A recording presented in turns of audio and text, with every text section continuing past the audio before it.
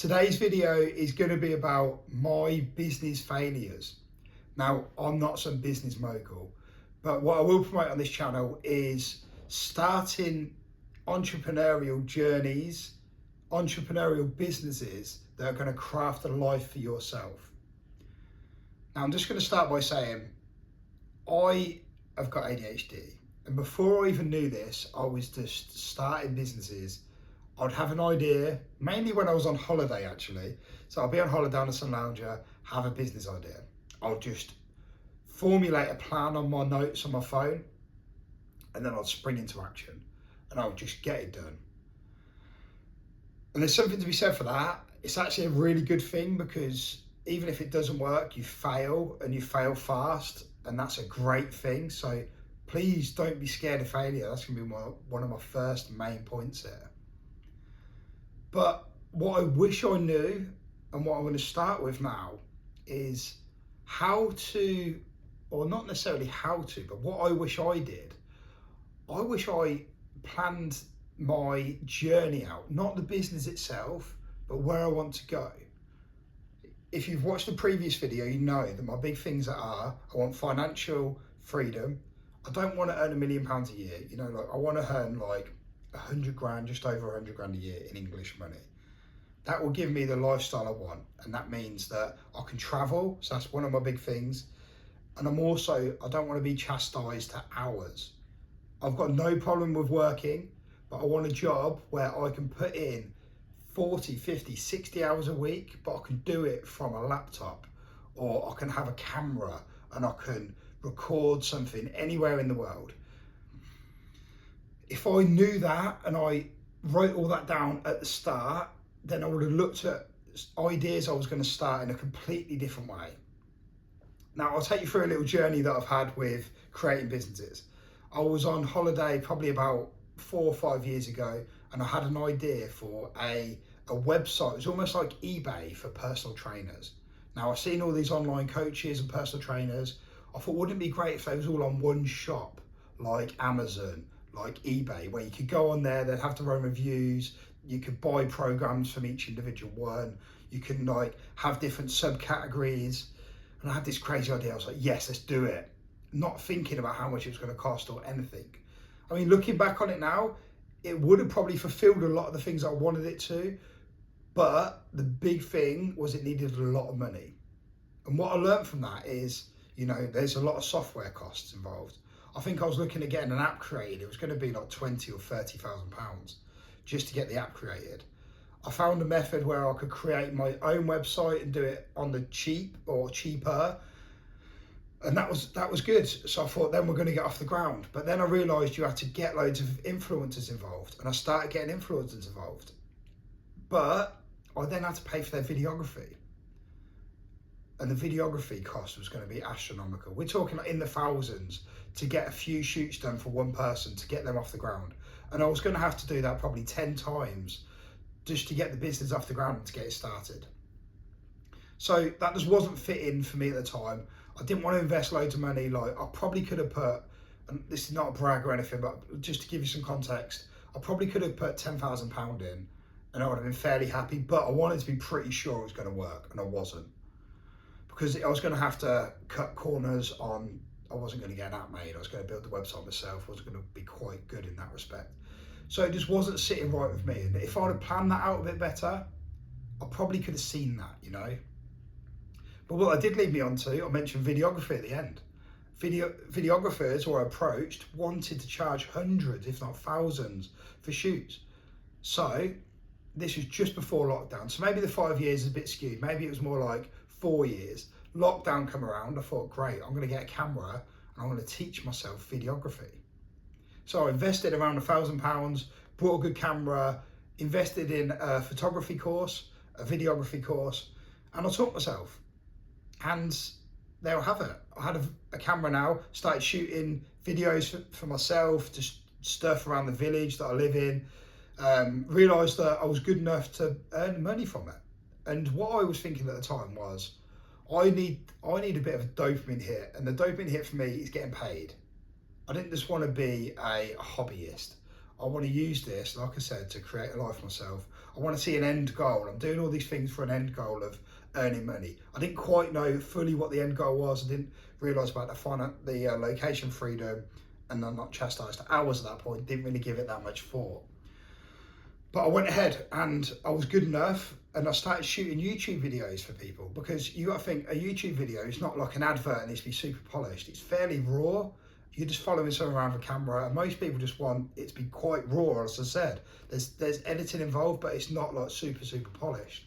So YouTube's a great way of getting into a business like that if that's something that interests you. I'll do a different video completely just on that topic itself.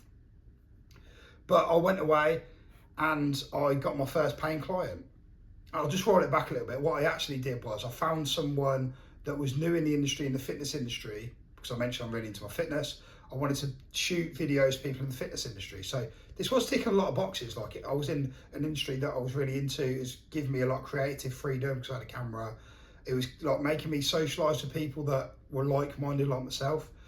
I went away, I found an online coach, great guy called Finn, and I was shoot, whatever you say. So I did videos for him, and it was great. So I ended up doing them for free initially, did a few videos, and that was great. So I then had a portfolio. I then could start publishing my work on social media. It turned out he ended up paying me in the end, and we actually ended up getting to a place where he coached me a little bit. He paid me for some of them. And then I ended up getting my first proper paying client, and it was all going well. And then I started getting other clients coming in. I had a dentist came in. Whatever work did I do? I did a few shoots for local businesses. There's a few bars and restaurants around Northampton where I live. But I took a step back at one point, and I got about a year in, and I started thinking, this isn't great, because one, if I really want to earn good money, you want to earn six figures, like I said, and that's not me being like a boast or anything, but I'm going to have to be out of the house a lot. And videography is not the shooting the video, there's a lot of editing that goes into the back end of it as well. And there's also all the customer relations you do at the start, getting ideas for their business. There's quite a bit of work gone into it. And unless you can get really high paying clients, it's quite difficult. So I actually took a step back, but I learned a hell of a lot from that. So I learned from the first thing, I learned about all the different pricing, I learned about like getting in there with other influencers and how to grow a social media channel. Second time with the videography, I learned a skill. I learned videography, which stays with me today. I'm still using my camera. I mean, this is quite an easy setup here, but I have still got that creative flair with a camera, and I fully get how to use a camera. And if you want to do anything online, you need that basic understanding. But it wasn't ever going to give me, one, the financials. It wasn't going to give me the hours freedom. I said I didn't want to be chastised to hours. And I couldn't really do it anywhere in the world. Arguably I could if I'd line up clients in certain countries and we just fly to them. But you're sort of chastised to those certain countries as well. And I want that sort of freedom to be able to do my own thing. So I took a step back from that. And I can't remember the exact timeline. I don't know whether I took a step back, then I started my next thing.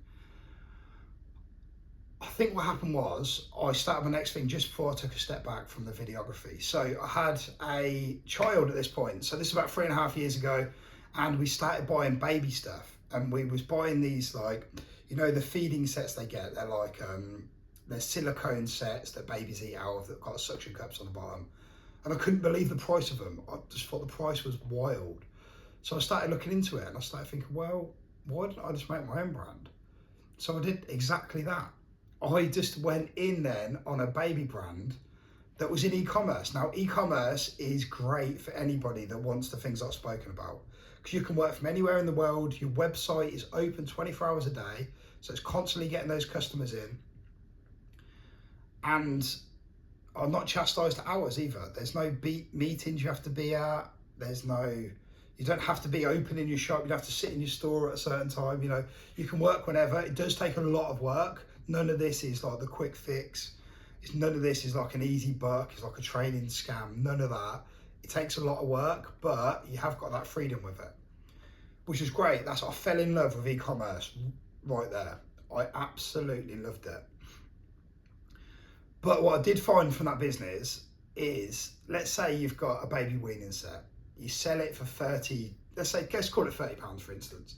You buy it for 15, by the time you brought it and got it shipped over to England, it costs 15. So now the profit margin is still half of what you sell it for, which is pretty good. But how many of those have you got to sell to earn 100 grand a year? A lot. And, you know, we was bringing the products in, I was shipping them out myself. It was going to be a lot of work. You know, you're probably going to be selling like 100 products a day, roughly, if you want to start making, that's £150.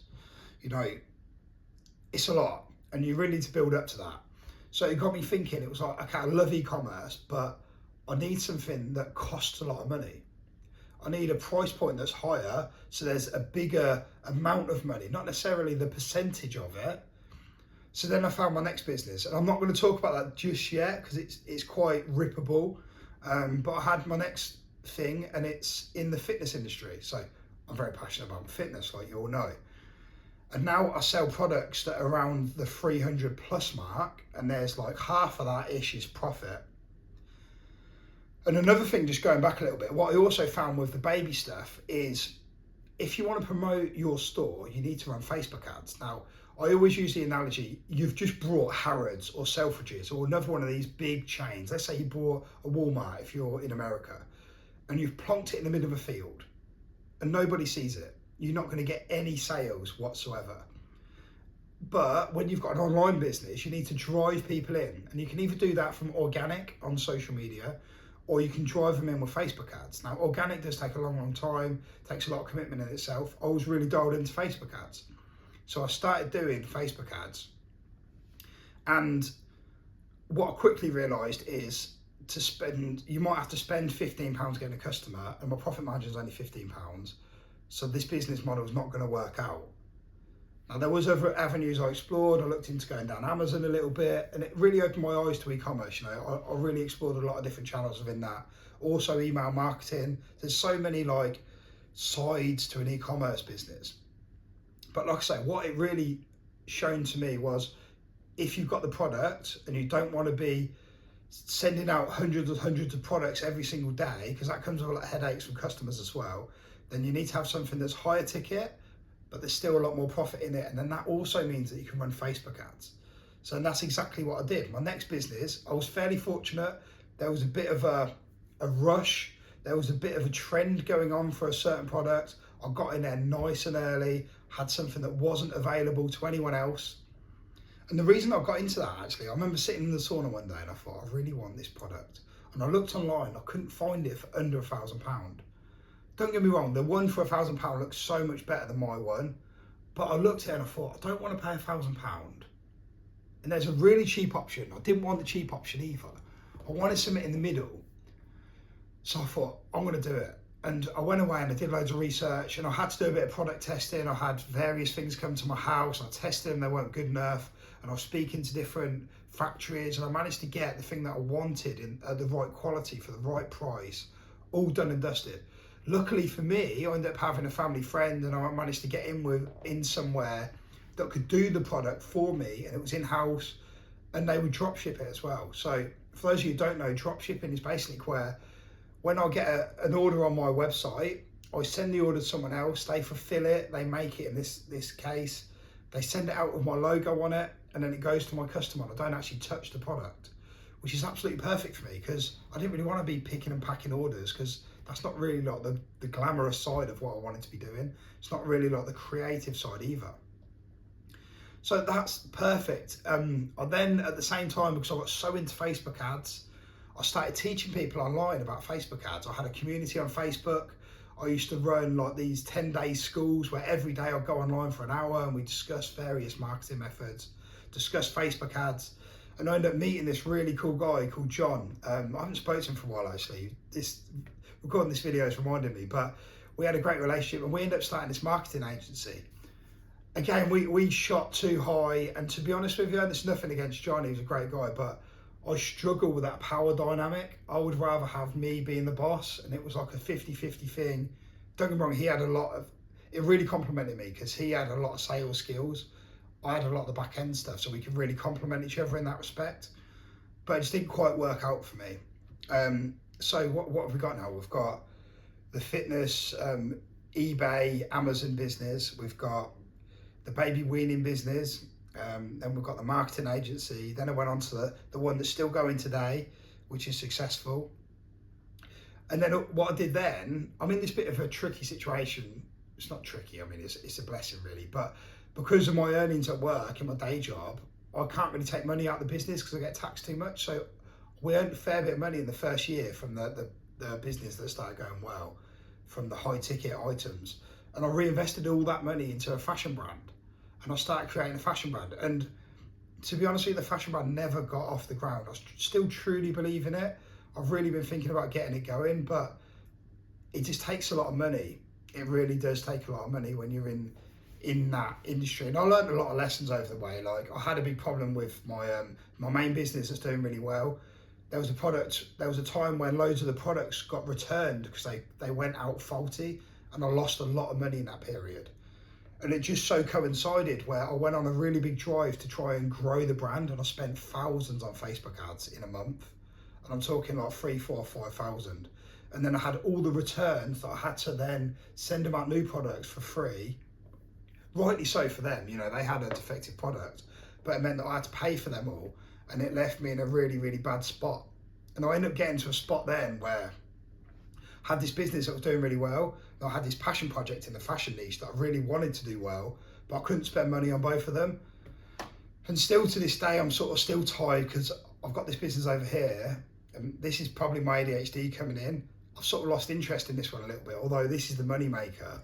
I really want to get this one off the ground. So I'm siphoning money out of this one to pay for that one. I'm still struggling to get this one off the ground, but this one's doing really well. So all of these things all come with their struggles, but you can definitely do it.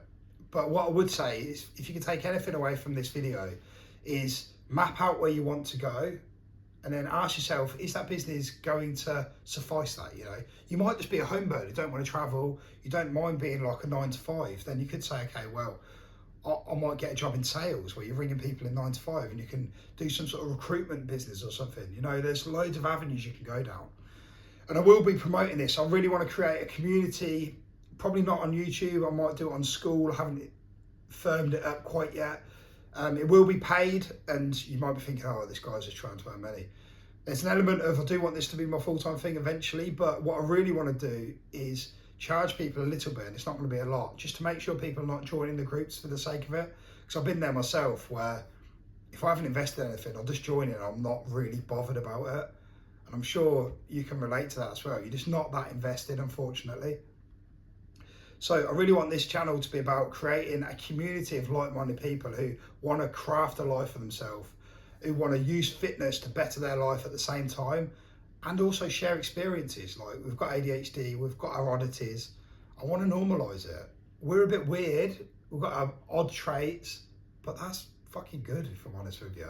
That's really good. Like, I'm happy about that. I want everyone who's watching this now just to accept their oddities and just own them and just be you. So yeah, I've rambled on a fair bit here. Hopefully you've learned some lessons from my mistakes and you don't make the same things. Drop in the comments if you've got any ideas, you want to discuss anything. Like I say, still to start my own community, I want to build a community here. I'm always going to pump out these videos, but I'll help anyone. I really will spend the time for no money. You know, there's no charge involved. I will spend the time helping people until we can start crafting that proper community where we can dedicate our time to a niche set of individuals who have really got the same sort of goals. And that's my ultimate dream here. So thanks for watching. Please do all the good YouTube stuff, like, comment, share, subscribe, and I'll see you in the next one.